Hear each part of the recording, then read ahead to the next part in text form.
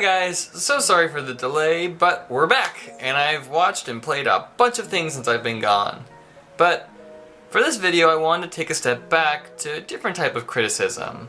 Now think about shot composition, or lyrical synchronization, or gameplay and narrative blends. I wanted to look on another type of criticism that I think gets thrown around a lot now. And the only way that I can label it is calling it the greater context to which something is created, and the problems with that issue. And because of that, I'm choosing Hamilton, Red Dead Redemption 2, and Wreck-It Ralph, because all these things are very good. Like, I really like all three of these things, and I feel like I need to say that, because I'm gonna be critiquing them not from an artist mindset, but more as an ethical consumer idea. And why people say that this media is problematic, even though the word problematic has become less of a defined word and more of a clickbaity tag. But let's get into it. Hamilton. I love Hamilton. The music, the dancing, the everything. Everything about this musical I love, and it's one of the few musicals I've ever gotten lucky enough to actually see in the theater. I have Hamilton buttons, and I just really like Hamilton. However, there is an issue with Hamilton, and these are arguments that go beyond me, and I'm not the first person to be saying this, so I think it's a good first step.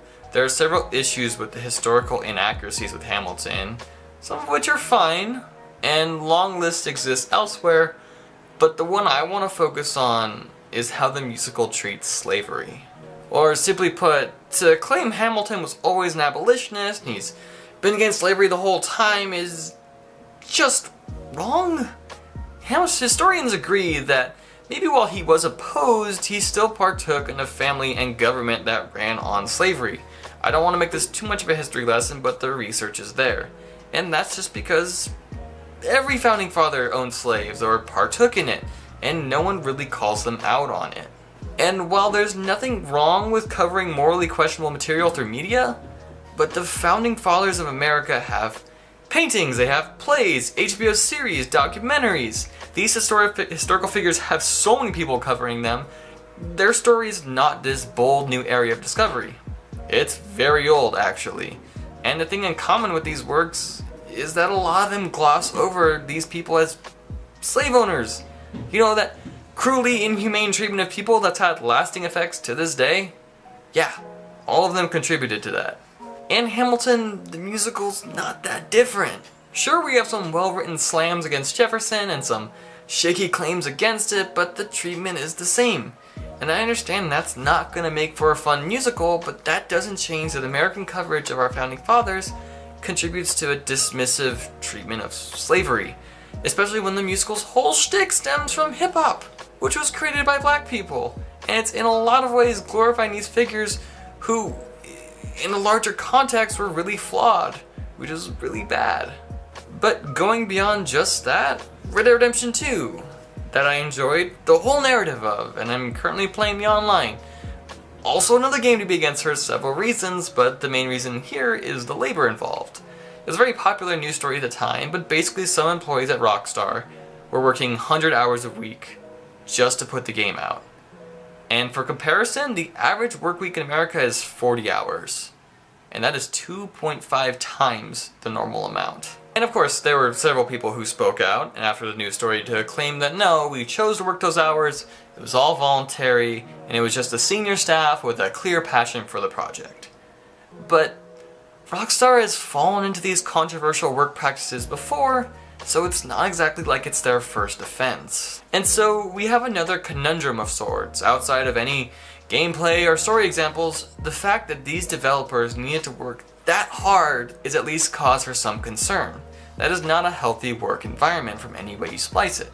At worst, it's a company taking advantage of its workers just to get the game out, or at best, it's passionate developers needing to spend 100 hours of their week just to get their game out on time because the demand requires them to do so. And, you know, because we don't know all the details and we're not sure what to do because we have conflicting reports, it just kind of leaves you with a weird, uncertain taste in your mouth.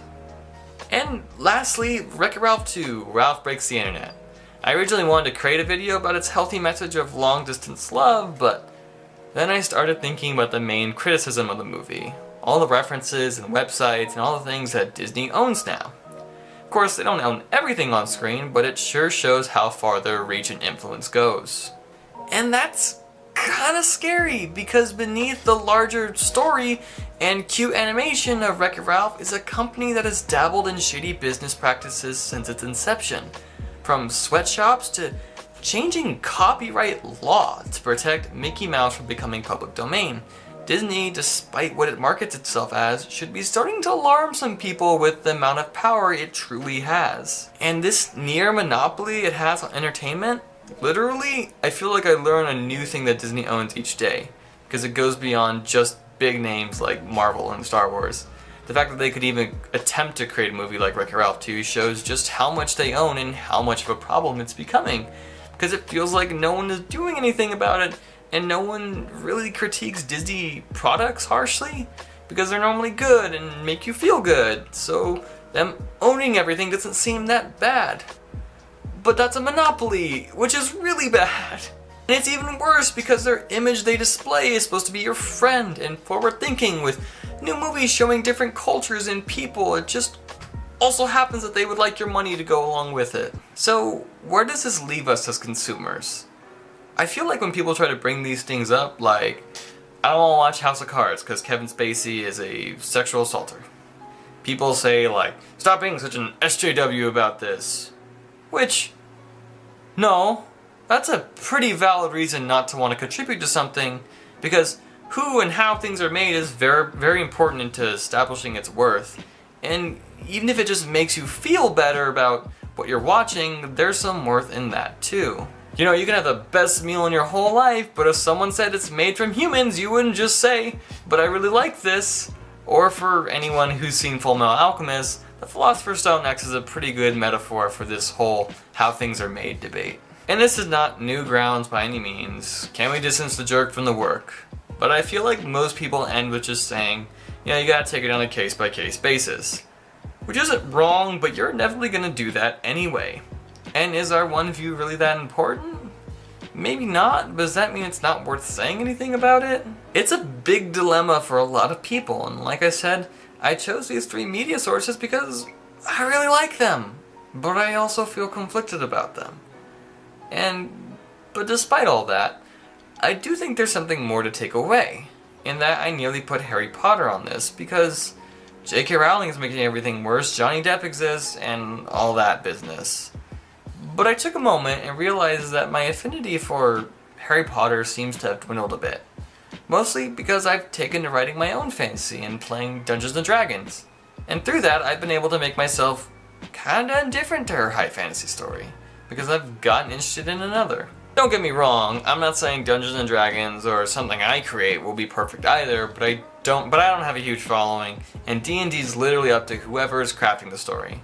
But just in that, it means that you can enjoy a story tailored and produced, hopefully humanely, and inclusive to you. But I think just in looking for things, you know, adjacent to one of these medias can be a good thing. Like, you know what's good? In the Heights. If you like Hamilton, you know what you might like? In the Heights. And sure, maybe nothing can be perfect, but that doesn't mean you don't acknowledge a flaw when it's there, because that's just how improvement works. So yes, you know, judge things on a case-by-case basis, and it's up to you to decide what you're okay with. That being said, if someone doesn't want to see the next Disney film or whatever because they're a bad company and they have bad business practices, people should respect that greater context around our media and understand that how our media is made is equally important to the media itself. But for now, that's all I got. Thank you for subscribing and sharing this with your friends, and I'll see you all next time.